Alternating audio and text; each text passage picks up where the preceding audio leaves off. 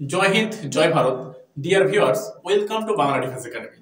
Bangla defence academy চ্যানেলে তোমাদের প্রত্যেককে আবারো স্বাগতম। আশা করি সকলেই ভালো আছো আর তোমাদের প্রিপারেশন খুব ভালো চলছে। আজকে আমরা এসএসসি জিডির জন্য কি বললাম, এই যে এসএসসি জিডি যে তোমরা एग्जाम দিবে, এই এসএসসি জিডি কে ভিত্তি করে আজকে আমরা ভারতের নদ নদী থেকে খুবই গুরুত্বপূর্ণ টপিক ভারতের নদ নদী, সেখান থেকে আজকে আমরা আলোচনা করতে চলেছি গঙ্গা, সিন্ধু, ব্রহ্মপুত্র। দেখো ভারতের যে নদ নদীর টপিকটা রয়েছে, এই টপিককে আমরা দুটি ভাগে ভাগ করছি। একটা হচ্ছে কি, এটাকে আমরা নদীকে আমরা দুটো টপিকে ভাগ করছি। একটা হচ্ছে হিমালয়ান রিভার হিসেবে,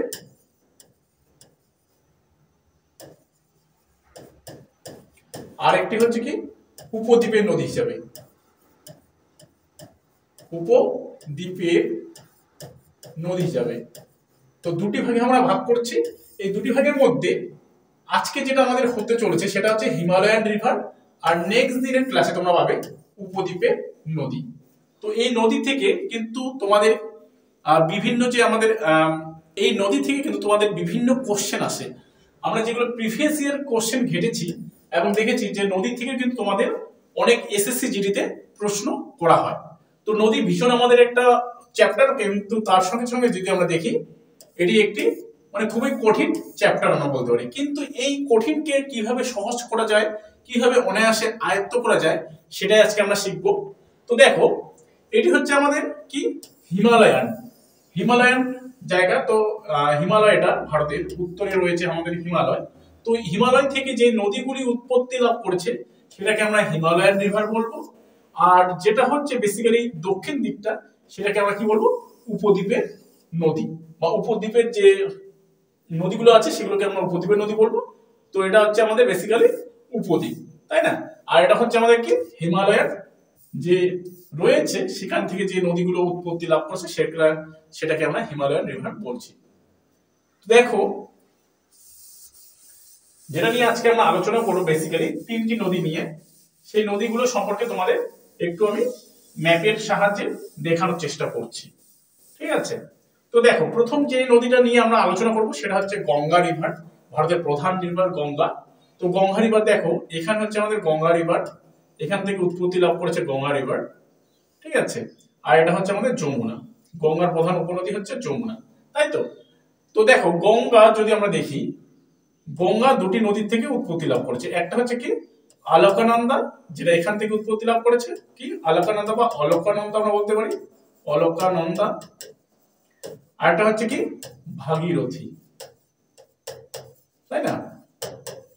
এই নদীর থেকে কিন্তু এই দুটো নদী এক জায়গায় মিলিত হয়েছে। যে জায়গাটা মিলিত হয়েছে, যে জায়গাটা, সেটাকে বলা হয় দেবপ্রয়াগ, তাই তো? এই দেবপ্রয়াগ থেকে এর নাম কিন্তু গঙ্গা, এবং গঙ্গা প্রবাহিত হচ্ছে এটা গিয়ে কি, এটা বাংলাদেশে গিয়ে পতিত হবে। আর আমাদের এখানে আরেকটি শাখা চলে আসবে, সেটা হচ্ছে কি ভাগীরথী, হুগলি। আর গঙ্গা যখনই আমাদের বাংলাদেশে চলে যাবে, প্রতিবেশী দেশ, তখনই এর নাম কি হবে, পদ্মা হয়ে যাবে। তোমরা দেখতে পাচ্ছ। আর এইদিকে আমাদের কি রয়েছে, এইদিকে রয়েছে আমাদের ব্রহ্মপুত্র, যেটা যদি আমরা দেখি তিব্বতে এর নাম হচ্ছে ইয়ারলুং সাংপো। এটা কিন্তু আবার গঙ্গার সঙ্গে মিলিত হবে। এই আমাদের ব্রহ্মপুত্র নদী যখন বাংলাদেশে প্রবেশ করবে তার নাম হয়ে যাবে যমুনা, তাই না?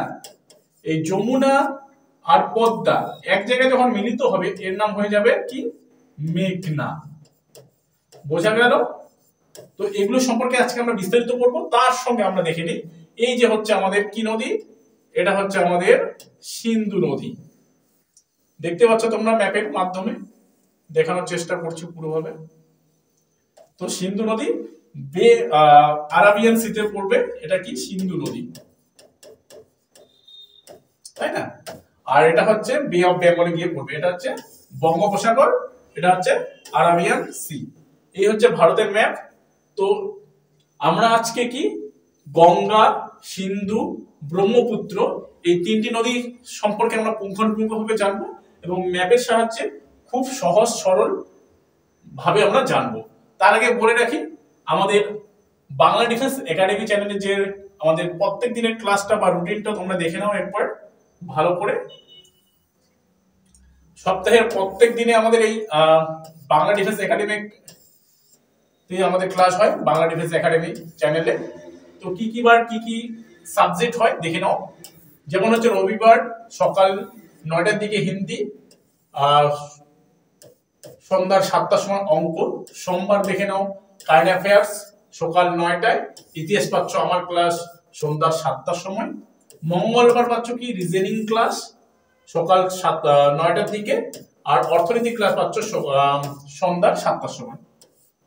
বুধবার পাচ্ছ স্ট্যাটিক জিকে ক্লাস সকাল 9টার সময় এবং সন্ধ্যা 7টার সময় পাচ্ছ অঙ্কের ক্লাস। বৃহস্পতিবার পাচ্ছ আমার প্রিভিয়াস ইয়ার কোশ্চেন্স জিকে এবং জিএস থেকে, ঠিক আছে। আর পাচ্ছ সন্ধ্যা 7টার সময় হিন্দি ক্লাস। শুক্রবার কি পাচ্ছ? শুক্রবার যে কোনো ধরনের একটি ক্লাস পাচ্ছ তোমরা, তার সঙ্গে পলিটিক ক্লাস পাচ্ছ সন্ধ্যার সময়। শনিবার পাচ্ছ আমার ক্লাস, যেটা আজকে হচ্ছে ভূগোল সকাল 9টার সময়, এবং রিজনিং ক্লাস পাচ্ছ সন্ধ্যা 7টার সময়। তো এই গেল আমাদের ক্লাস রুটিন। তো আজকে আমরা আবার গঙ্গা নদী সম্পর্কে একটু জেনে নিই ভালোভাবে। তো গঙ্গা নদী সম্পর্কে যদিও আমি কিছু বললাম, তার থেকে দেখো গঙ্গা নদী এখান থেকে আমাদের যদি দেখি কোথায়, উত্তরাখণ্ড হিমালয় থেকে উৎপত্তি লাভ করেছে।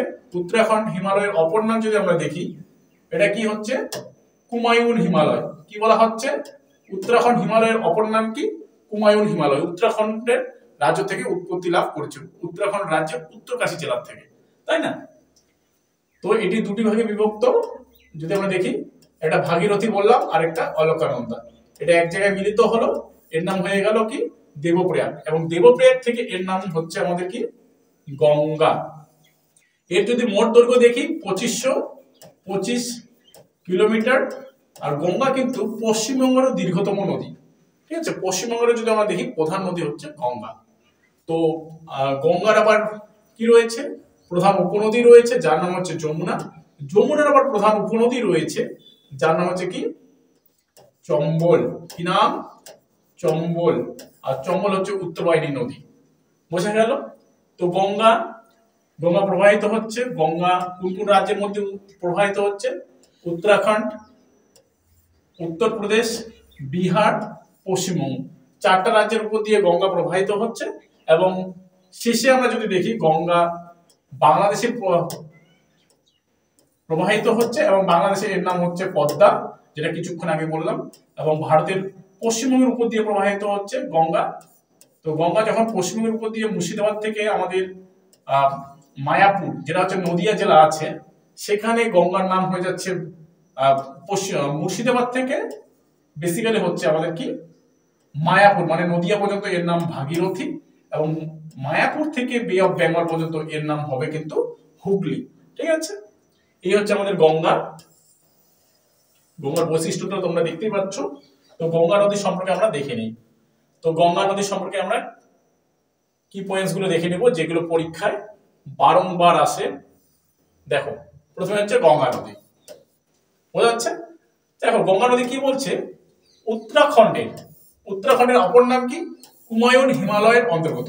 উত্তরাখণ্ড হিমালয়ের অপর নাম কি? কুমায়ুন হিমালয়। এই উত্তরাখণ্ড রাজ্য যদি আমরা দেখি 2000 সালে কিন্তু উত্তরাখণ্ড রাজ্য প্রতিষ্ঠিত হয়। তো উত্তরাখণ্ড রাজ্যের আগের নাম বা পূর্ব নাম কি ছিল? উত্তরাঞ্চল। কি নাম? উত্তরাঞ্চল, ঠিক আছে। এটি উত্তরপ্রদেশ থেকে 2000 সালে, ঠিক আছে, 7ই নভেম্বর ভাগ হয়েছে। 7ই নভেম্বর কিন্তু এই নতুন রাজ্য সৃষ্টি হয়েছে, যার নাম হচ্ছে উত্তরাঞ্চল। উত্তরাঞ্চলের মানে পরবর্তী নাম উত্তরাখণ্ড। তো উত্তরাখণ্ড হিমালয়ের অপর নাম কি? কুমায়ুন হিমালয়, যেটা পরীক্ষায় আসে। উত্তরাখণ্ড হিমালয়ের উত্তরকাশী জেলার থেকে গাঙ্গেয় হিমবাহের গোমুখ গুহা থেকে কিন্তু এটি উৎপত্তি লাভ করেছে, পরীক্ষায় কিন্তু আসে। গঙ্গা ভারতের প্রধান নদী, যেটা বললাম। এর মোট দৈর্ঘ্য 2525 কিলোমিটার, এবং পশ্চিমবঙ্গেও এর দৈর্ঘ্য যদি দেখি 520 কিলোমিটার। আর পশ্চিমবঙ্গের প্রধান নদী কিন্তু আমরা যদি দেখি গঙ্গা। এবার দেখো, গঙ্গার 3টি দিক রয়েছে, তাই গঙ্গাকে আমরা প্রধান নদী বলি। গঙ্গার 3টি দিক বা ধাপ রয়েছে, যেমন কি উচ্চগতি বা গঙ্গার প্রথম ধাপ কোথা থেকে? দেবপ্রয়াগ থেকে হরিদ্বার পর্যন্ত। কি বললাম, দেবপ্রয়াগ থেকে হরিদ্বার পর্যন্ত এটি গঙ্গার প্রথম ধাপ, এবং গঙ্গা এখানে কি করে, ক্ষয় কার্য করে। ঠিক আছে, গঙ্গা যেহেতু আমাদের কি পাহাড় থেকে উৎপত্তি লাভ করেছে, পাহাড় থেকে উৎপত্তি লাভ করে সমতল ভূমির উপর দিয়ে গিয়ে একবার বে অফ বেঙ্গলে গিয়ে পড়ছে, তাই এখানে কি করছে, এখানে ক্ষয় কার্য করছে। আর নদীর আমরা তিনটি কাজ জানি, ক্ষয় কাজ, বহন কাজ এবং কি সঞ্চয় কাজ, তাই না? এবার মধ্যভাগটা দেখি, মধ্যগতি বা মধ্যভাগ, যেটাকে দ্বিতীয় ধাপ বলবো। হরিদ্বার থেকে রাজমহল পাহাড় পর্যন্ত, রাজমহল পাহাড় যেটা ঝাড়খণ্ডে রয়েছে, এটা হচ্ছে বহন কাজ। এরপরে দেখো তৃতীয়টা রয়েছে কি, নিম্নগতি বা তৃতীয় ধাপ, রাজমহল থেকে বে অফ বেঙ্গল পর্যন্ত, এটাকে সঞ্চয় কার্য। এবং এখানে সঞ্চয় করবে, এবং এখানে কি, এখানে বদ্বীপের সৃষ্টি হবে, বদ্বীপ, তাই না? এখানে কি হবে, বদ্বীপের সৃষ্টি করবে। আর গঙ্গার কিন্তু মধ্যগতিতে আমরা যদি দেখি, মিয়েন্ডার বা নদী বাঁক দেখা যায়। কি, নদী বাঁক, মিয়েন্ডার বা নদী বাঁক দেখা যায় মধ্যগতিতে। এই হলো বিষয়। চলো নেক্সট স্লাইডে চলে যাই। এবার দেখো ফারাক্কা ব্যারেজ। এই ফারাক্কা ব্যারেজ বা ফারাক্কা জল চুক্তি সম্পর্কে আমরা জানবো। ফারাক্কা ব্যারেজ কোথায় রয়েছে? বেসিক্যালি যদি দেখি, ফারাক্কা ব্যারেজ আমাদের পশ্চিমবঙ্গ রাজ্যের মধ্যে রয়েছে। এর অবস্থানটা দেখে নিই। এর অবস্থানটা দেখো, মুর্শিদাবাদ জেলা। এবার দেখো ফারাক্কা ব্যারেজের মোট গেট বা দরজার সংখ্যা কত? 109টা গেট রয়েছে। মোট দৈর্ঘ্য দেখো 2.2 কিমি বা কিলোমিটার। দেখো ফারাক্কা ব্যারেজের কাজ শুরু হয়েছিল 1961 সালে, আর শেষ হয়েছিল কত? 1975 সালে। ঠিক আছে। আর আমরা যদি দেখি ভারতের প্রথম নদী পরিকল্পনা, সেটা হচ্ছে ডিভিসি, দামোদর ভ্যালি কর্পোরেশন। এটা কত সালে ইসে হয়েছিল, কাজ শুরু হয়েছিল 1948 সালে। ঠিক আছে, চলো নেক্সট লাইন কি রয়েছে। ফারাক্কা ব্যারেজ তৈরির মূল লক্ষ্য হলো, এবার ফারাক্কা ব্যারেজ যে আমরা তৈরি করলাম মুর্শিদাবাদ জেলার মধ্যে, এই ফারাক্কা ব্যারেজের মূল লক্ষ্যটা কি? তো মূল লক্ষ্য হলো কি, ভাগীরথী হুগলি নদীতে জলের স্রোত বাড়ানো এবং কলকাতার বন্দরে নৌ পরিবহন যোগ্য করে তোলা। ঠিক আছে। তো ফারাক্কা ব্যারেজের মূল কারণ কি, আমাদের যে নিচের দিকে শাখাটা চলে গেল, যেটা পশ্চিমের উপর দিয়ে, কি বললাম, মুর্শিদাবাদ জেলা থেকে নদিয়া পর্যন্ত এর নাম ভাগীরথী, এবং নদিয়া থেকে বে অফ বেঙ্গল পর্যন্ত এর নাম কিন্তু হুগলি। এই যে ভাগীরথী হুগলি নদীর যে জলস্তর, এটাকে বাড়ানোর জন্য এই ফারাক্কা ব্যারেজ কিন্তু কি করা হয়, তৈরি করা হয়, যাতে এই নদীর জলটা একটা সমান জায়গায় থাকে, স্থিতি জায়গায় থাকে, এবং সেখানে নদীতে নৌকো চলাচল যাতে করতে পারে, নৌজাহাজ যাতে আসতে পারে, তার জন্য। কারণ আমরা জানি আমাদের যে কলকাতা বন্দরটা, সেটা কি নদী বন্দর, কিন্তু এটা কিন্তু কোনো সমুদ্র বন্দর নয়, সমুদ্রের কিনারায় নয়, এটি কিন্তু নদীর কিনারায় রয়েছে, তাই না? তো নেক্সট দেখো কি রয়েছে, ফারাক্কা চুক্তি। যেহেতু ফারাক্কা বাঁধ রয়েছে, তাই ফারাক্কা চুক্তিও হবে। ভারত এবং বাংলাদেশের মধ্যে বা সাথে 12ই ডিসেম্বর 1996 সালে এই চুক্তি অনুযায়ী কেবলমাত্র 40% জল ফারাক্কা ব্যারেজের মাধ্যমে বাংলাদেশে ব্যবহার করতে পারবে। বোঝা গেল? ফারাক্কা যে নদীটা রয়েছে বা আমাদের গঙ্গা যে নদীটা রয়েছে, সেখানকার মধ্যে আমরা বাঁধ যে নির্মাণ করেছি, এই বাঁধ নির্মাণ মাধ্যমে আমরা জলকে, যত 100% যদি জল থাকে, তার 40% জল আমরা বাংলাদেশকে দিব, এবং 60% জল আমরা নিজেদের মধ্যে রেখে দিব। ঠিক আছে। আর যখন আমাদের জলের প্রয়োজন হবে, তখন আমরা এই ফারাক্কা ব্যারেজের থেকে আমরা কি করব, এই ভাগীরথী হুগলি নদীতে আমরা জল প্রবাহ করব, যাতে ভাগীরথী নদীর যে জলস্তর সেটা নিচে না নেমে যায়, তার জন্য আমরা কাজ করব। তো চলো নেক্সট লাইন কি রয়েছে দেখো। গঙ্গার ডান তীরের উপনদীগুলি হলো, দেখো গঙ্গা যেহেতু যেদিকে প্রবাহিত হচ্ছে, ধরো এটা গঙ্গা নদী, তাই না? গঙ্গা নদী এদিকে প্রবাহিত হচ্ছে। তো দেখো গঙ্গা যেদিকে প্রবাহিত হয়, আমি যেমন বোর্ডের সামনে মুখ করে রয়েছে, তার মানে কি, এটা আমার ডান দিক, এটা আমাদের বাঁ দিক। ঠিক নদী কি করছে, গঙ্গা নদী এদিকে প্রবাহিত করছে, তাই তো? তো গঙ্গা নদী কি হবে, এই যে এই দিকের দিকটা, মানে আমাদের ডান দিকের দিকটা, এটা হচ্ছে ডান দিক হয়ে যাবে, আর এটা বাম দিক হয়ে যাবে। বোঝা গেল বা বোঝাতে পেরেছি? ঠিক আছে। এবার কি, ওই দিকেরটা ডান, এদিকেরটা বাম, এটা রাইট, এটা লেফট। বোঝা গেল? এবার দেখো গঙ্গার এটা গেল ডান দিক বাঁ দিক। এবার আমরা অনেকেই কনফিউজ যে শাখা নদী কাকে বলে, উপনদী কাকে বলে। এবার আমি কিছু বলে রাখি। ধরো এটা আমাদের গঙ্গা নদী, তো গঙ্গা নদীর এইদিকে একটা নদীর নাম ঘরঘোড়া। তোমরা ঘরঘোড়া যুদ্ধ নাম শুনেছো সকলেই, ঘরঘোড়া, ঘরঘোড়া যুদ্ধ হয়েছিল। ধরো এই ঘরঘোড়া নদীটা এদিকে গিয়ে গঙ্গার সঙ্গে মিশে গেল, তো এটা কি হয়ে যাবে, গঙ্গার উপনদী। কি হবে, উপনদী। আর এদিক থেকে ধরো গঙ্গার একটা নদী বেরিয়ে গেল, এটা বে অফ বেঙ্গলে মিশে গেল, এটাকে বলা হবে শাখা নদী। কি বললাম, একটা মেন নদী এসে গঙ্গা মানে একটা মেন নদী এসে আরেকটা নদীতে এসে মিশলো, এটাকে বলবো উপনদী। আর একটা মেন নদী থেকে আরেকটা নদী বেরিয়ে গেল, এটাকে বলবো আমরা শাখা নদী। বোঝা গেল? এবার দেখো গঙ্গা নদীর আবার কি রয়েছে, বাম তীরের উপনদী। এটা গেল ডান তীরের উপনদী, তাই না? ডান তীরের মানে এই দিকের গুলো কি কি রয়েছে, যমুনা রয়েছে, সোন রয়েছে, ময়ূরাক্ষী রয়েছে, অজয় রয়েছে, দামোদর রয়েছে। তার মানে এই নদীগুলো এই দিক থেকে এসে কি হবে, মিলিত হবে।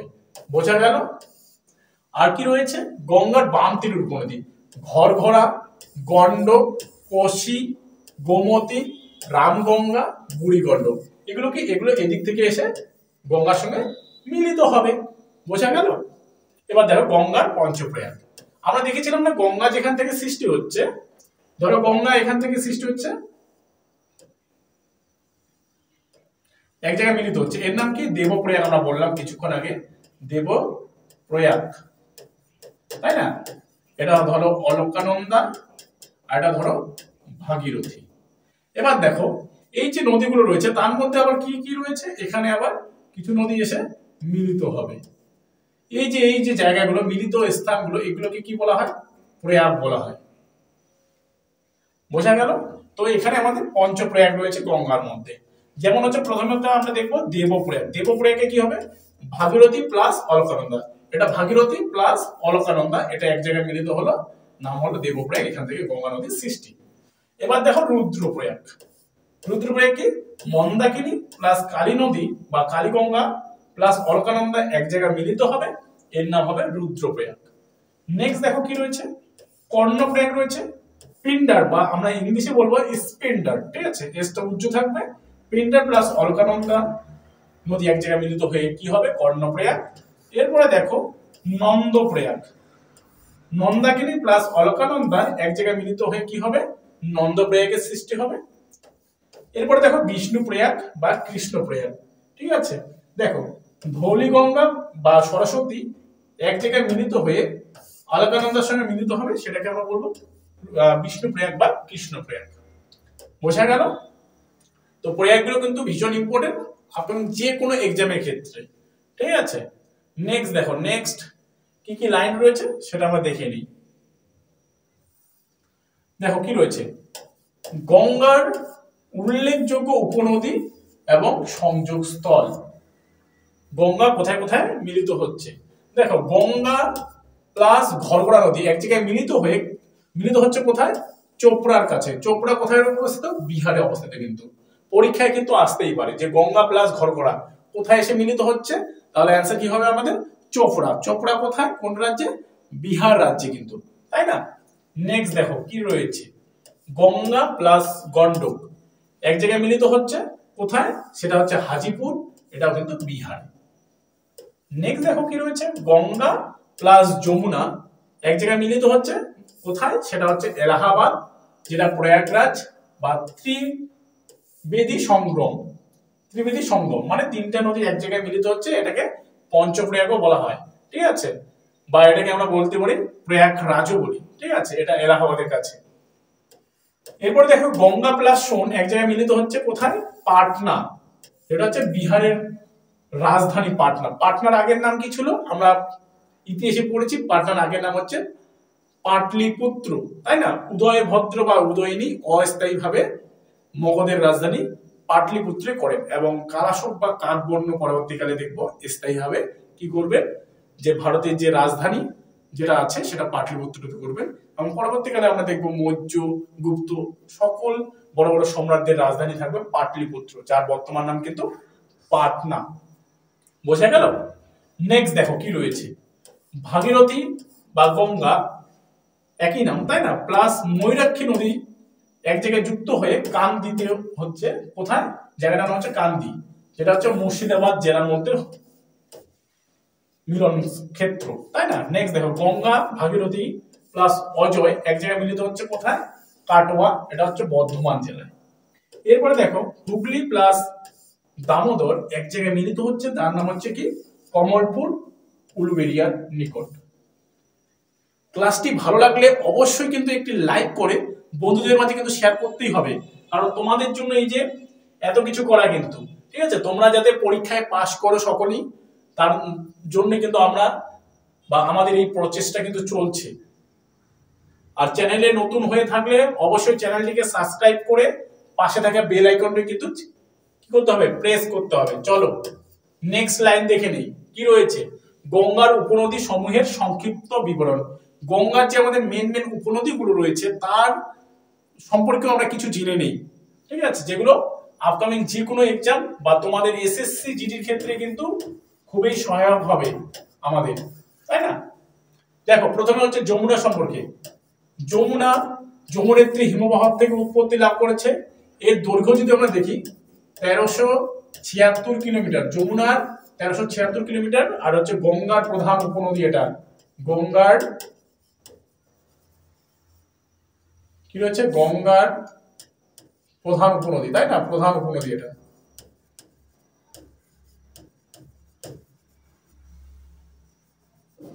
ওকে নেক্সট দেখো ঘরগড়া। ঘরগড়া কি আছে, মানস সরোবর থেকে উৎপত্তি লাভ করেছে উপনদী, আবার ঘরগড়া রয়েছে তাপ্তি, সারদা। এরপরে দেখো গন্ডক রয়েছে, নেপাল তিব্বত হিমালয় থেকে উৎপত্তি লাভ করেছে। নেপালে এটি নারায়ণী নামে পরিচিত। ভীষণ ইম্পর্টেন্ট, ভেরি ভেরি ইম্পর্টেন্ট পয়েন্টটা। নেপালের নারায়ণী নামে কি পরিচিত, গন্ডক নদীটি, ঠিক আছে, বোঝা গেল। এবার দেখো কোশি, নেপাল তিব্বত থেকে উৎপত্তি লাভ করেছে। কোশিকে কি বলা হয়, বিহারের দুঃখ কিন্তু বলা হয়, কোশি নদীকে বিহারের দুঃখ বলা হয়। উপনদী হচ্ছে কোশি, অরুণ, তামুর। কোশিকে বিহারের দুঃখ বলা হয়, কি বলা হয়, বিহারের দুঃখ বলা হয়। এটাকে আবার সপ্তকোশীয় নামে কিন্তু পরিচিত। এই কোশির জন্যই বিহারে প্রচুর পরিমাণে বন্যার সৃষ্টি হয়। আর কোশি নদী তার সবসময়ের জন্য কি করে, দিক পরিবর্তন করে, কিন্তু কখনো পূর্ব দিকে কখনো পশ্চিম দিকে ইচ্ছা মতো ও দিক পরিবর্তন করে নেয়, যার ফলে প্রচুর ক্ষয়ক্ষতি কিন্তু হচ্ছে, তাই না। ওকে নেক্সট দেখো দামোদর, যেটা পশ্চিমে অবস্থিত, তাই না, ছোটনাগপুর মালভূমি থেকে উৎপত্তি লাভ করেছে। মোট দৈর্ঘ্য যদি আমরা দেখি 541 কিমি, ঠিক আছে। এবার দেখো দামোদরের প্রধান উপনদী বরাকর, এটাও কিন্তু পরীক্ষায় আসে। দামোদরের প্রধান উপনদীর নাম কি, বরাকর, এটাও পরীক্ষায় আসে। এছাড়াও কোনার, জামুনিয়া হচ্ছে দামোদরের উপনদী। আর দামোদরকে কি বলা হয়, বাংলার দুঃখ কিন্তু বলা হয়। দামোদর নদীকে কি বলা হয়, বাংলার কিন্তু দুঃখ বলা হয়। চলো নেক্সট কি পয়েন্টস গুলো দেখে নেই। সোন, সোন হচ্ছে আমাদের কি একটি উত্তর বাহিনী নদী। সোন, চম্বল, কেন, ওম, টোন্স এগুলো হচ্ছে কি আমাদের উত্তর বাহিনী নদী। উত্তর দিকে এগুলো এই নদীগুলি প্রবাহিত হয়েছে। ওকে সোন নদী সম্পর্কে একটু জেনে নিই। দেখো সোন অমরকণ্টক শৃঙ্গ, অমরকণ্টক কার শৃঙ্গ, মহাকাল পর্বতের উচ্চতম শৃঙ্গ হচ্ছে অমরকণ্টক। এই অমরকণ্টক শৃঙ্গ থেকে কিন্তু সোন নদী উৎপত্তি লাভ করেছে। অমরকণ্টক শৃঙ্গ থেকে যদি আমরা দেখি নর্মদা, নর্মদা নদীও কিন্তু অমরকণ্টক শৃঙ্গ থেকে উৎপত্তি লাভ করেছে। আর নর্মদা হচ্ছে আমাদের কি একটি পশ্চিম বাহিনী নদী, আর সোন হচ্ছে কি একটি উত্তর বাহিনী নদী। তার জন্য এগুলি মানে খুবই খুবই খুবই গুরুত্বপূর্ণ, ঠিক আছে। এবার চলো নেক্সট লাইনগুলো পড়ে নেই। সোন হলো ভারতের উত্তর বাহিনী নদী, যেটা বললাম। এর উপনদী কি রয়েছে, রিহান্দ, সরিউ, এন, কোয়েল, পুনপুন, নর্থ কোয়েল। এটা কিন্তু আমাদের দেখি আমরা WBCS এ আসা প্রশ্ন, মানে নর্থ কোয়েল কার উপনদী? তাহলে কি হচ্ছে আমাদের সোনের উপনদী। দেখো এটি কোটার কাছে গান্ধী সাগর বাঁধ নির্মাণ হয়েছে। কোটার কাছে এটি কি করেছে? গান্ধী সাগর বাঁধ কিন্তু নির্মাণ করেছে। বোঝা গেল? নেক্সট দেখো, চম্বল হলো ভারতের উত্তর বাহিনী নদী, আর চম্বল কি আমাদের উত্তর বাহিনী নদী। ঠিক আছে, এবার চম্বলের একটি উপনদী হচ্ছে আমাদের কিন্তু সোন। ঠিক আছে, বোঝা গেল? এবার দেখো নেক্সট, সবশেষে গঙ্গা বঙ্গোপসাগরে গিয়ে ত্রিভুজাকারের বদ্বীপ গঠন করে মিশে গেছে। বোঝা গেল? এবার দেখো কি রয়েছে, গঙ্গার শাখা নদীগুলি হলো, গঙ্গার শাখা নদীগুলি কি কি? ভৈরবী, জলঙ্গি, মাথাভাঙ্গা, চূর্ণী, পিয়ালি, রায়মঙ্গল, সপ্তমুখী, মাতলা। এগুলো হচ্ছে গঙ্গার শাখা নদী। এগুলো কিন্তু পরীক্ষায় আসে তোমাদের। আর গঙ্গার তীরের প্রধান শহরগুলি কি কি? এগুলো কিন্তু দেখে দিতে হবে, এগুলো পরীক্ষায় আসে। হরিদ্বার, এলাহাবাদ, কানপুর সব থেকে বড় শহর গঙ্গা তীরের, বারাণসী, পাটনা, মুঙ্গের, ভাগলপুর, নবদ্বীপ, কলকাতা। বোঝা গেল? আর গঙ্গা ব্রহ্মপুত্র বদ্বীপ পৃথিবীর বৃহত্তম বদ্বীপ। গঙ্গা ব্রহ্মপুত্র বদ্বীপ কি? পৃথিবীর বৃহত্তম বদ্বীপ। ভীষণ ইম্পর্টেন্ট লাইন। এই হলো গঙ্গা সম্পর্কে বিস্তৃত বিবরণ। ওকে, এবার আমরা যেটা সম্পর্কে আলোচনা করব সেটা হচ্ছে আমাদের কি? সিন্ধু নদী। কি নদী সম্পর্কে আলোচনা করব? সিন্ধু নদী।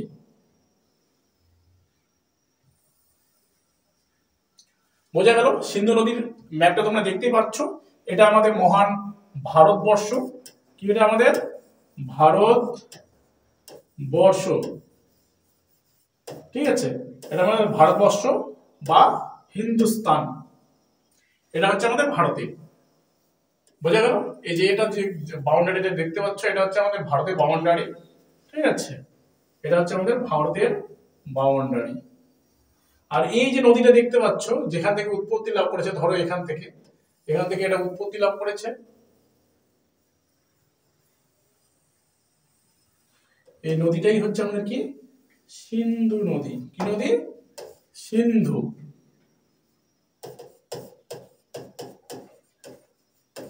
এটা হচ্ছে আমাদের সিন্ধু নদী, তাই না? সিন্ধু সভ্যতা, হরপ্পা সভ্যতা যদি আমরা দেখি, এই জায়গাটার মধ্যে বেসিক্যালি এই জায়গাটার মধ্যে কি করেছিল? ছিল এই জায়গাটার মধ্যে সিন্ধু বা হরপ্পা সভ্যতা কিন্তু ছিল এক সময়, তাই না? তো এখন আমরা সিন্ধু নদী সম্পর্কে কিন্তু জানব, তাই না? এবার দেখো সিন্ধু নদী যদি আমরা বেসিক্যালি দেখি, সিন্ধু নদী কোথা থেকে উৎপত্তি লাভ করেছে? এটিও কিন্তু তিব্বত মালভূমি থেকে। কোথায়? তিব্বত মালভূমি থেকে উৎপত্তি লাভ করেছে। এর যদি আমরা টোটাল দৈর্ঘ্য দেখি না, 2880 কিলোমিটার। কত? 2880 কিলোমিটার। যার মধ্যে এই যে ভারতে এই পর্যন্ত এই জায়গাটা দেখতে পাচ্ছ তোমরা, এই জায়গাটা এটা কিন্তু ভারতের মধ্যে 709 কিলোমিটার ভারতের উপর দিয়ে প্রবাহিত হচ্ছে সিন্ধু। কত কিলোমিটার? 709 কিলোমিটার তোমরা দেখতে পাচ্ছ। ঠিক আছে, সিন্ধুর এই যে দেখো উপনদীগুলো রয়েছে, তাই না? সিন্ধুর উপনদী রয়েছে ঝিলাম, বিতস্তা, চেনাব বা চন্দ্রভাগা, যেটাকে আমরা বলতে পারি। এটা হচ্ছে এই যে শতদ্রু। ঠিক আছে, এটা তো আমাদের ম্যাপ, আমাদের এই হচ্ছে বাউন্ডারি, ভারতের বাউন্ডারি। তো সিন্ধু নদী পরবর্তীকালে আমরা কি দেখবো? যে এটা আরবিয়ান সি মানে আরব সাগরে গিয়ে মিশেছে। ঠিক আছে, এটা হচ্ছে সিন্ধু নদীর ম্যাপটা তোমরা যদি দেখো। তো চলো সিন্ধু নদী সম্পর্কে আমরা বিস্তারিতভাবে জেনে নিই।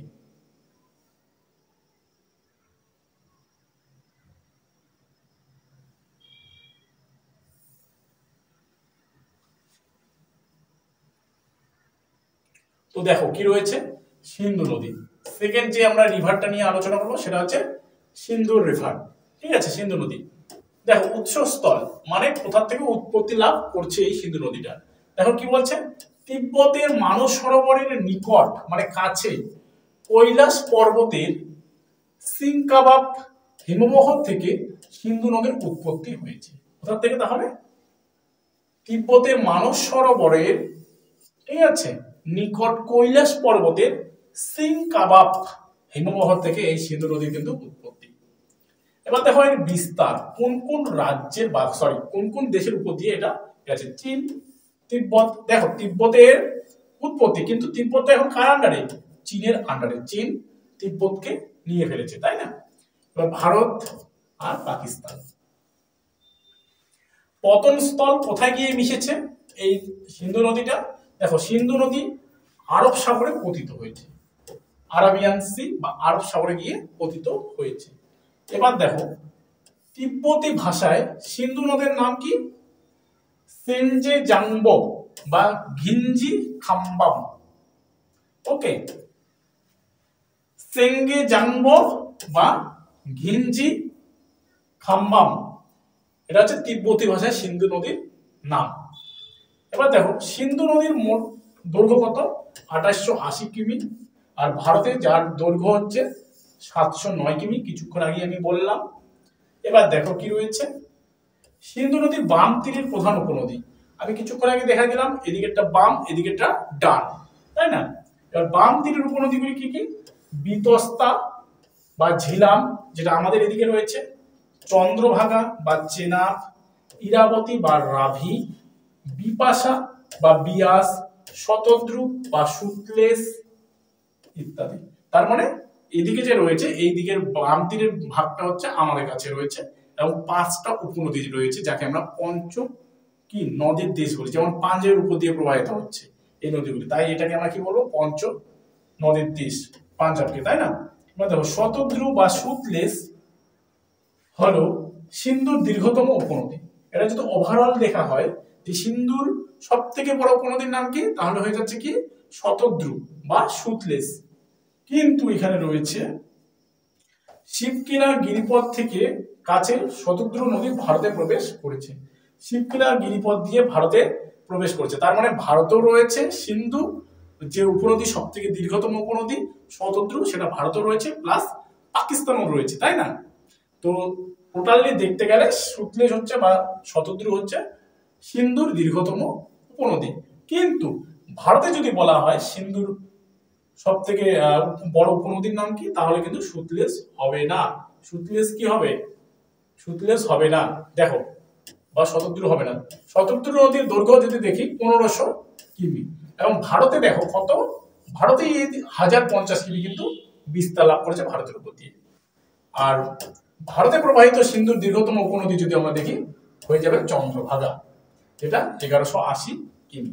তার মানে বোঝা গেল সিন্ধু যদি আমরা দেখি ওভারঅল দৈর্ঘ্য, সিন্ধুর উপনদীর মধ্যে শতদ্রু বড়, কিন্তু ভারতে জাস্ট এর দৈর্ঘ্য 1050 কিমি।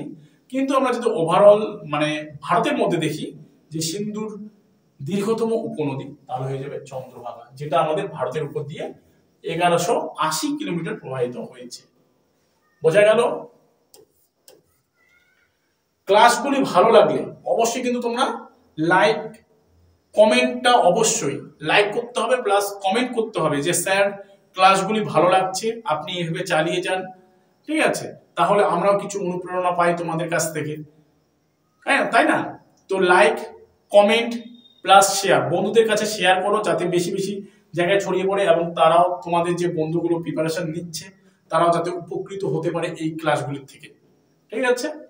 চলো, সিন্ধু নদীর ডান তীরের প্রধান উপনদী সায়ক, রাস, গিলগিট, কাবুল, হুঙ্গা গড়টাম প্রভৃতি।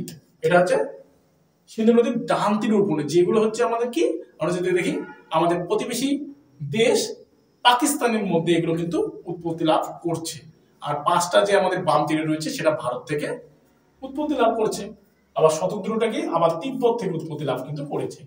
এবার দেখো ঝিলাম বা বিতস্তা নদী শ্রীনগর শহরটি অবস্থিত। ঝিলাম বা বিতস্তা নদীর ধারে কিন্তু এই শ্রীনগর, যেটা জম্মু কাশ্মীরের যে রাজধানী রয়েছে শ্রীনগর, সেই শ্রীনগর কিন্তু আমাদের কি ঝিলাম বা বিতস্তা নদীর তীরে কিন্তু অবস্থিত। সরি, নদীর তীরে শহরটা কিন্তু অবস্থিত, শ্রীনগর শহরটা। এবার দেখো বিপাশা, যার ইংলিশের নাম বিয়াস, নদীর তীরে মানালি শহর কিন্তু অবস্থিত। মানালি, লে মানালি সকলেই ঘুরতে যায়, তাই না? শীত পড়ে, মানে এখানে শীতের দিন সব থেকে আরাম, এখানে হচ্ছে বরফ জমে থাকে, দেখতে অপরূপ সৌন্দর্য হয়। এবার দেখো কি রয়েছে, সিন্ধুর প্রধান উপনদী শতদ্রুর উপর দিয়ে বহুমুখী নদী পরিকল্পনা উদ্দেশ্যে ভাকরানাঙ্গাল বাঁধ তৈরি হয়েছে। এই দেখো ভাকরানাঙ্গাল বাঁধ হচ্ছে ভারতের সব থেকে বড় বহুমুখী নদী পরিকল্পনা।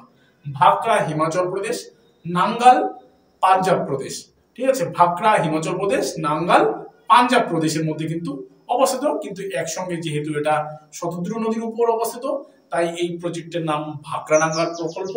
এবং ভাকরানাঙ্গাল প্রকল্প ভারতের সব থেকে বড় বহুমুখী নদী পরিকল্পনা, ঠিক আছে। আর ভারতের উচ্চতম বাঁধ কিন্তু একটাই অবস্থিত, ভাকরা বাঁধ, ঠিক আছে, আর এটা শতদ্রু নদীর উপর। নেক্সট দেখো কি রয়েছে, সিন্ধুর দীর্ঘতম উপনদী শতদ্রু, তবে ভারতে প্রবাহিত সিন্ধুর দীর্ঘতম উপনদী হলো চন্দ্রভাগা। এখান থেকে কিন্তু প্রশ্ন হয়, যেহেতু এটা একটু কনফিউশন জায়গা তাই এখান থেকে কিন্তু প্রশ্ন দিয়ে দেয় তোমাদের। এরপরে দেখো, বিতস্তা বা ঝিলাম নদীর তীরে জম্মু ও কাশ্মীরের রাজধানী শ্রীনগর অবস্থিত। ঝিলাম বা বিতস্তা নদীর তীরে কিন্তু। নেক্সট দেখো কি রয়েছে, ক্লাসগুলো অবশ্যই তোমরা নোট ডাউন করে নেবে, বা এই যে আমাদের ক্লাসগুলো রয়েছে সেগুলো তোমরা স্ক্রিনশট মেরে নেবে। হ্যাঁ, চলো কি রয়েছে দেখো, ঝিলাম নদীটি কাশ্মীর উপত্যকার মধ্য দিয়ে প্রভাবিত হয়েছে। আর কি রয়েছে, সিন্ধুর উপনদীগুলির নিকটবর্তী শহর শ্রীনগর বিতস্তা নদীর ধারে, মানালি বিপাশা নদীর ধারে, ভাকরা শতদ্রু নদীর ধারে, লাহোর ইরাবতী নদীর ধারে, এগুলো কিন্তু পরীক্ষায় আসে।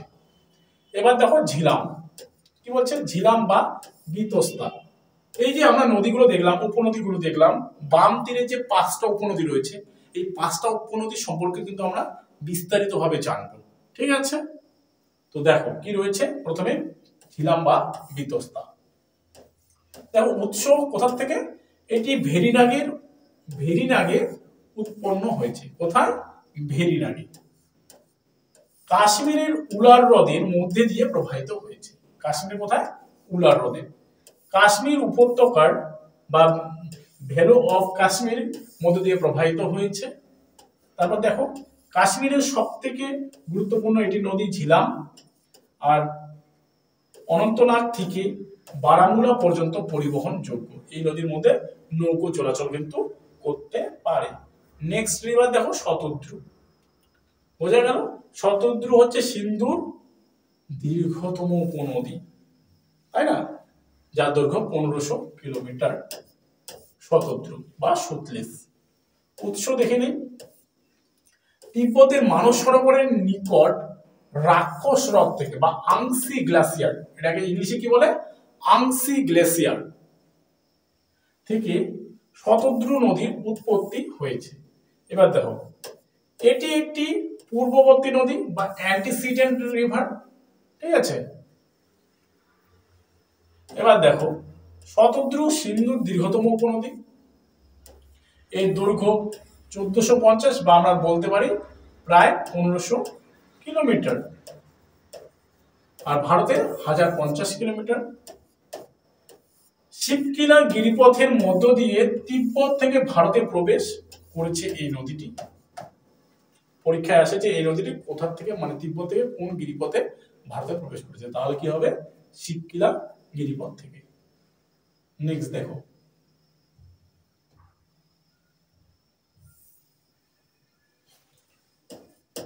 চন্দ্রভাগা বা চেনাব নদী, উৎসটা দেখে নেই। চন্দ্র বা চেনাব নদী, চন্দ্রভাগা নদী মিলিত প্রবাহের নাম হচ্ছে চেনাব। কি বললাম, চন্দ্র এবং ভাগা নদী, দুটো নদী আলাদা আলাদা, হ্যাঁ, এক জায়গায় মিলিত হয়েছে এবং নাম নিয়েছে কি, চেনাব। এই দুটি নদী হিমালয় প্রদেশের লাহুল জেলায় বারালাচা গিরিপথ থেকে বা পাশ থেকে উভয় দিকে উৎপন্ন হয়েছে। এবার দেখো, সিন্ধুর দ্বিতীয় দীর্ঘতম নদী হচ্ছে এটি, মানে চন্দ্রভাগা, আর প্রথম হচ্ছে কি শতদ্রু। চন্দ্রভাগার দৈর্ঘ্য 1180 কিলোমিটার। এবার দেখো রাভি, কুলু উপত্যকার রোটাং পাস থেকে, কোথায়, রোটাং পাস থেকে বা রোটাং পাসের নিকট এটি উৎপত্তি লাভ করেছে। এটি পাঞ্জাবে ভারত এবং পাকিস্তানের সীমান্ত দিয়ে প্রবাহিত হয়েছে। এগুলো কিন্তু প্রত্যেকটি লাইনে কিন্তু আমাদের ভীষণ ইম্পর্টেন্ট। লাস্ট যেটা আমরা দেখব বিপাশা বা বিয়াস নদী সম্পর্কে। এটি হচ্ছে আমাদের কি সিন্ধুর বাম তীরের উপনদী বিপাশা বা বিয়াস। ঠিক আছে, এবার দেখো উৎপত্তি স্থলটা বা উৎসস্থলটা রোটাং পাসের নিকট বিয়াস মুন্ড থেকে এটি কিন্তু উৎপত্তি লাভ করেছে। এর দৈর্ঘ্য 465 কিলোমিটার। ওকে, এবার দেখো সিন্ধুর 5টি উপনদীর দ্বারা পাঞ্জাব কোথায় পাঞ্জাব সমভূমি গঠিত হয়েছে বলে পাঞ্জাবকে পঞ্চনদীর দেশ বলে। এখানে পঞ্চদোয়াবও কিন্তু রয়েছে। ঠিক আছে, এই গেল আমাদের কি সিন্ধু নদী সম্পর্কে। এবার আমরা কি করব, এবার আমরা ব্রহ্মপুত্র নদী সম্পর্কে কিন্তু আলোচনা করব। ঠিক আছে, এই যে ব্রহ্মপুত্র ম্যাপ তোমরা দেখতে পাচ্ছ ব্রহ্মপুত্র নদী বা নদ সম্পর্কে। ওকে, দেখে নিই আমরা ব্রহ্মপুত্র নদ সম্পর্কে কি কি রয়েছে।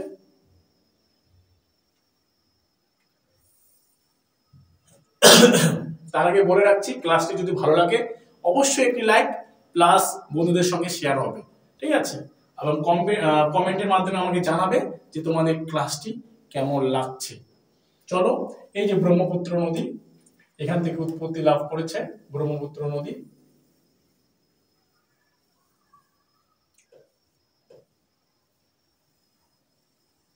বোঝা গেল ব্রহ্মপুত্র নদী। ওকে, এটা হচ্ছে আমাদের ব্রহ্মপুত্র। যেখান থেকে উৎপত্তি লাভ করেছে তার নাম হচ্ছে ইয়ারলুং সাংপো। কি নাম? ইয়ারলুং সাংপো। এবার তিব্বতের উপর দিয়ে যেহেতু যাচ্ছে এই নদীটি, তিব্বতে এর নাম ইয়ারলুং সাংপো। ইয়ারলুং সাংপো, তিব্বতে এর নাম ইয়ারলুং সাংপো, কিন্তু যেখান থেকে উৎপত্তি লাভ করেছে চেমায়ুং দুং হিমবাহ থেকে। চেমায়ুং দুং, এটা কিন্তু দ। ঠিক আছে, চেমায়ুং দুং হিমবাহ থেকে উৎপত্তি লাভ করেছে এবং প্রথমে এটা কি অরুণাচল প্রদেশে গিয়ে ভারতের সঙ্গে মিশেছে এবং এখানে 3টি নদী এক জায়গায় এসে মিলিত হবে। ঠিক আছে, এই জায়গাটার নাম, তারপরে এর নাম হয়ে যাবে কিন্তু ব্রহ্মপুত্র।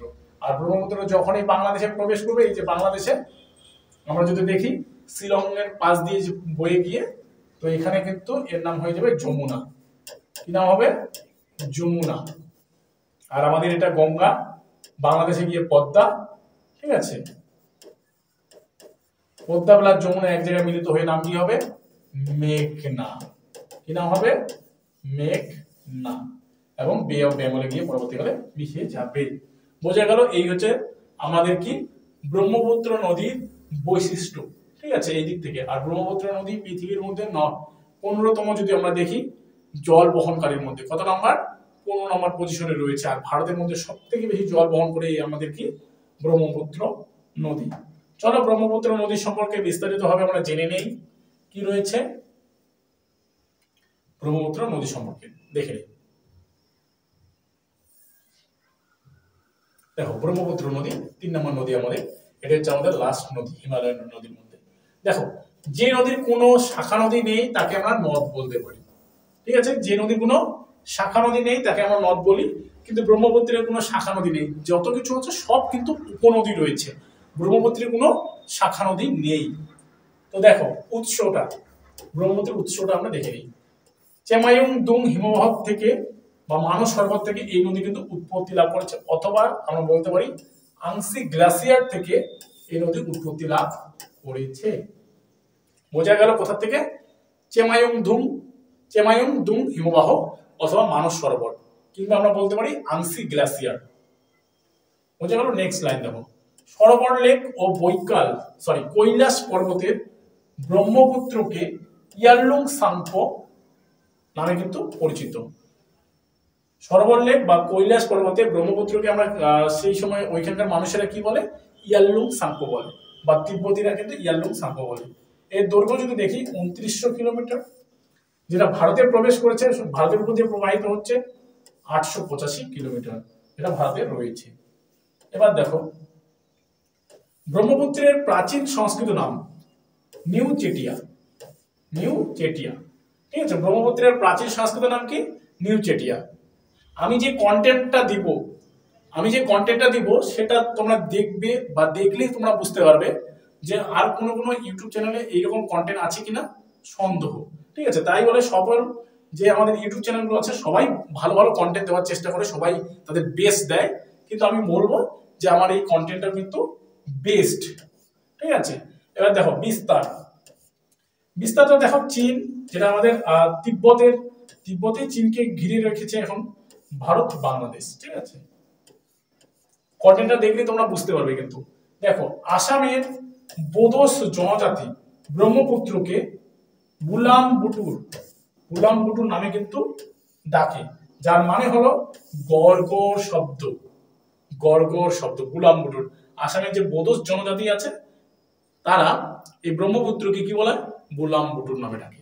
ঠিক আছে, যার মানে হচ্ছে কি গড়গড় শব্দ করা। চলো, ব্রহ্মপুত্র নদী পুরো বিশ্বের মধ্যে 9তম বড় নদী এবং জল বহনকারীদের মধ্যে। ঠিক আছে, এবার দেখো নেক্সট কি রয়েছে, কি পয়েন্টস।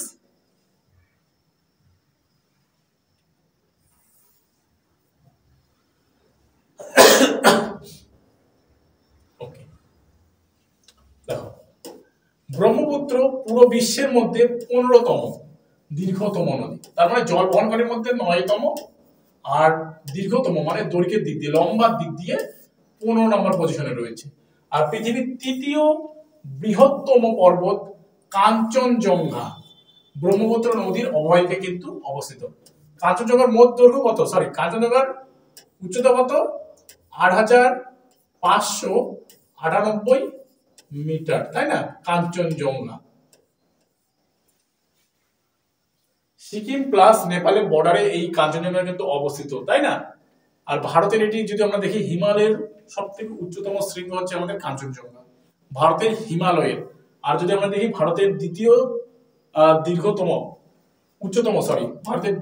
উচ্চতম শৃঙ্গ হচ্ছে কাঞ্চনজঙ্ঘা। তাহলে প্রথমকে K2 বা গডওয়িন অস্টিন, তাই না? যার উচ্চতা 8611 মিটার। নেক্সট দেখো, এই নদীটি হিমালয়ের প্রবাহিত হয়ে নামচা বারওয়া। ঠিক আছে, আমাদের যে পূর্ব হিমালয়ের পাহাড় রয়েছে নামচা বারওয়া, যেটা হচ্ছে অরুণাচল প্রদেশের সর্বোচ্চ শৃঙ্গ, নামচা বারওয়া শৃঙ্গের পূর্বে একটি গভীর গিরিখাত অতিক্রম করে প্রথমে অরুণাচল প্রদেশের কিছুটা অংশ, এর নাম হয় সিয়াং নদী। ভেরি ভেরি ইম্পর্টেন্ট, কি নদী? সিয়াং নদী। এরপর অরুণাচল প্রদেশের মধ্যে দিয়ে প্রবাহিত হয়ে ডিহং নামে ভারতে প্রবেশ করেছে। বোঝা গেল? প্রথমে যখন অরুণাচল প্রদেশের মধ্যে কিছুটা বয়ে গেল 1 কিলোমিটার মতো, তখন এর নাম হয়ে গেল সিয়াং। আর যখন 1 কিলোমিটার পার হয়ে গেল তখন এর নাম হয়ে গেল ডিহং নদী। তো ডিহং নামে ভারতে কিন্তু প্রবেশ করলো মোটামুটি। এরপরে দেখো, সাদিয়া অঞ্চলে ব্রহ্মকুণ্ডের উত্তর দিক থেকে ডিবং এবং পূর্ব দিক থেকে লোহিত এবং ডিহং নদীর সংযোগ যোগে মিলিত হলো কি ব্রহ্মপুত্র নাম ধারণ করেছে। তাহলে ব্রহ্মপুত্র নাম কোথায় ধারণ করবে? ডিবং, ডিহং, লোহিত, এই 3টে নদী এক জায়গায় যুক্ত হয়ে কি নাম নেবে? ব্রহ্মপুত্র কিন্তু নাম নেবে। এবার দেখো, আসামে ব্রহ্মপুত্রের স্থানীয় নাম কি? লুইট। আসামের মানুষেরা ব্রহ্মপুত্রকে কি নামে ডাকে? লুইট নামে ডাকে। আসামের দুঃখ ব্রহ্মপুত্র নদীকে কিন্তু বলা হয়। কাকে বলা হয়? ব্রহ্মপুত্র নদীকে আসামের দুঃখ বলা হয়। ব্রহ্মপুত্র নদ ভারতের সবথেকে বেশি জল বহন করে, কিন্তু ব্রহ্মপুত্র নদ ভারতের সবথেকে বেশি জল বহন করে। ঠিক আছে, আর ব্রহ্মপুত্র নদী তিব্বতের উপর দিয়ে যায়, তাই ব্রহ্মপুত্রকে কিন্তু আমরা বলতে পারি স্কাই রিভার। ঠিক আছে, ব্রহ্মপুত্র নদীর আরেক নাম কিন্তু স্কাই রিভার। ঠিক আছে, নেক্সট দেখো, সরাইঘাটের যুদ্ধ এখানে হয়েছিল মুঘল সাম্রাজ্য বনাম অহোম সাম্রাজ্য। এখানে সরাইঘাটের একটা যুদ্ধ হয়েছিল, যেটা মুঘল রাজাদের সঙ্গে কার হয়েছিল? আসাম বা অহোম যে রাজ্য আছে তাদের মধ্যে কিন্তু এটা হয়েছিল। দেখো, এখানে সম্পূর্ণ ডিটেলসে আমি দিয়েছি। অহোম সেনাপতি লাচিত বুরফুকনের নেতৃত্বে, কি বললাম? অহোম সেনাপতি লাচিত বুরফুকনের নেতৃত্বে মুঘল সেনাপতি রাম সিংহের নেতৃত্বে 1671 সালে আসামের গুয়াহাটিতে এই যুদ্ধ হয়েছিল। এই যুদ্ধে মোগলরা পরাজিত হয়েছিল, তার মানে আসাম এই যুদ্ধে কিন্তু জিতেছিল। যার নেতৃত্ব দিয়েছিল কে? লাচিত বরফুকনের। ঠিক আছে, তিনি একজন বীর ছিলেন এবং তারই নেতৃত্বে জয়ী হয়েছিল। দেখো, সরাইঘাট এর ব্রহ্মপুত্রের উপর প্রথম রেল কাম সড়ক সেতু নির্মাণ করা হয়েছিল। বোঝা গেল? নেক্সট লাইন দেখো, ধুবড়ির কিছু দূরে এই নদী দক্ষিণ বাহিনী হয়ে যমুনা নামে বাংলাদেশে প্রবেশ করেছে এবং শেষে গঙ্গার মূল শাখা পদ্মার সাথে মিশে বে অফ বেঙ্গলে গিয়ে পড়েছে। বোঝা গেল? তার মানে ধুবড়ির নিকট কিছুটা দক্ষিণ দিকে পাক খেয়ে এই নদী যমুনা নামে বাংলাদেশে প্রবেশ করেছে এবং বাংলাদেশে প্রবেশ করার পর গঙ্গার যে মূল শাখা পদ্মা রয়েছে সেখানে যুক্ত হয়েছে এবং নাম নিয়েছে কি? মেঘনা। এবার দেখো এই নদীর উপনদী, এবার ডান তীরের উপনদী এখানে সুবর্ণশিরি, মানস, তারপর কি রয়েছে? সংকোচ, তিস্তা, তোর্ষা। আর বাম তীরের উপনদীগুলি কি কি রয়েছে? বুড়ি, দিহং, ধানসিঁড়ি, কালিন্দী। আর ব্রহ্মপুত্র নদীর তীরবর্তী শহর কি কি? ডিব্রুগড়, তেজপুর, গুয়াহাটি, গোয়ালপাড়া, ধুবড়ি ইত্যাদি। তো এইগুলো আজকে আমাদের কি? ব্রহ্মপুত্র নদী প্লাস গঙ্গা, সিন্ধু, এই তিনটা নদী সম্পর্কে আজকে আমরা বিস্তারিতভাবে পড়লাম। ভিডিওটি ভালো লাগলে অবশ্যই একটি লাইক প্লাস বন্ধুদের মাঝে কিন্তু শেয়ার হবে। আর ভিডিওটি সকলকে দেখার জন্য, মানে সকলেই দেখার জন্য ভিডিওটি সবাইকে অসংখ্য অসংখ্য কিন্তু ধন্যবাদ।